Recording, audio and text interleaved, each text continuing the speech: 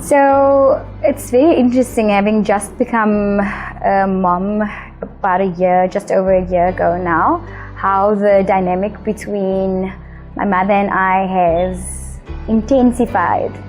I say intensified because I was always quite close to my mother and I definitely have a high level of appreciation for her.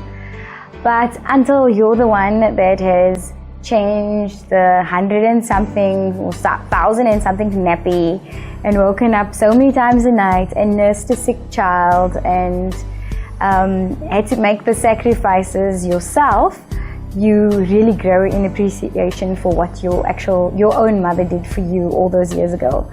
And how it's the lessons that I think I've learned from my mom in the past year since I've become a mom is definitely to be present, to be fully present. It's not always easy as a working mother because you miss a lot of the moments, but I think back to my mom when I started high school, took what they called a package. She was a teacher at the time, and so for probably the bulk of my high school career, I had a mom who was home and present. So she was at most of my hockey games, all of my debating events, got all the information of my day hot off the press in the afternoon.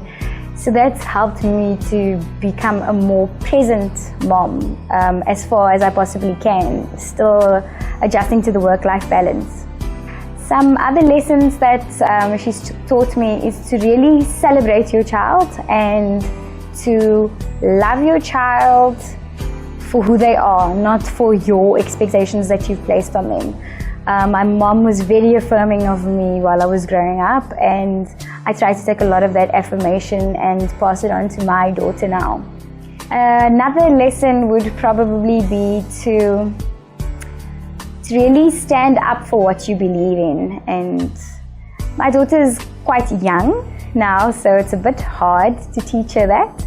But even as a mother who has to make decisions about your child, sometimes we get a lot of criticism as mothers. Everybody always tells you how you should be doing it or how you could be doing it better. But that you have the ability to stand up for the decisions that you've taken and really just to own them and trust that that is the best thing with what you're at in the moment. And then also just to really remain prayerful, because there are a lot of days where it feels like things are falling apart and where prayer is your biggest defense mechanism, biggest coping mechanism, and your place of sanctity, I guess. Yeah. So as I reflect on that, I'm even more grateful for my own mother. And even if you don't have children of your own yet, I think there's a lot to think about the sacrifices that our mothers have made for us.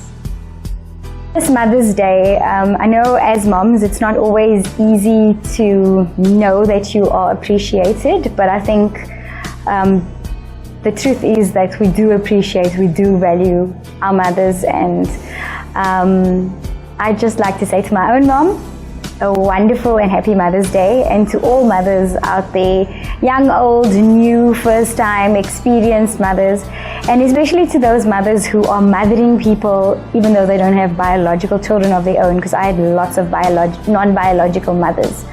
I want to say to every single mother out there, happy Mother's Day. Mama.